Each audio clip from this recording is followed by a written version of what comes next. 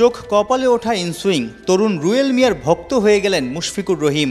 পরপর 2 দিন বিজয়কে বোকা বানিয়ে সাজঘরে ফেরালেন মৌলভীবাজারের মিস্টার ইন্টেলিজেন্ট। গতি আর সুইংই শুধু নেই, রুয়েলের আছে দারুণ ক্রিকেট মস্তিষ্ক।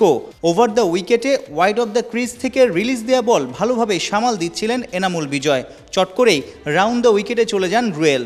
অ্যাঙ্গেল ক্রিয়েট করেই অসাধারণ ইনসুইং ডেলিভারি দেন। ব্যাস, বলের মুভমেন্ট বুঝে না উঠেই এলবিডব্লিউর ফাঁদে পড়েন বিজয়।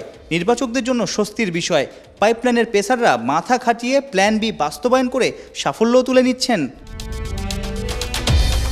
যদিও আউটটা একদমই মেনে নিতে পারছিলেন না ফর্মের তালাশে থাকা বিজয়। বৃহস্পতিবার প্রথম ইনিংসেও রুয়েলের বোলিং ভ্যারিয়েশনে 1 রানে ঘায়েল হন। বিজয় আউট, মুশফিক ইন, একই ছকে মিস্টার ডিপেন্ডেবলও বিট।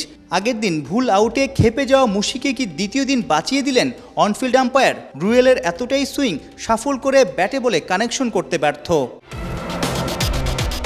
একসময় ওয়াসিম আকরাম এমন ছকে প্রতিপক্ষ ব্যাটারদের নাচিয়েই ছাড়তেন। সাম্প্রতিক সময়ে মোস্তাফিজ শরীফুলকেও দেখা গেছে রাউন্ড দ্য উইকেটে এসে বোলিংয়ে মুগ্ধতা ছড়াতে। হাই পারফরমেন্স দলের রুয়েল মিয়াও জানান দিলেন তারও সামর্থ্য আছে নামি দামি ব্যাটারদের ভরকে দেয়ার।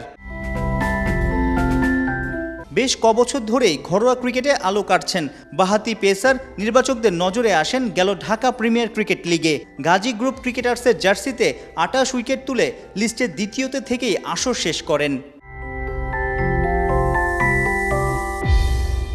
সাইফুল রূপক, 71, চট্টগ্রাম।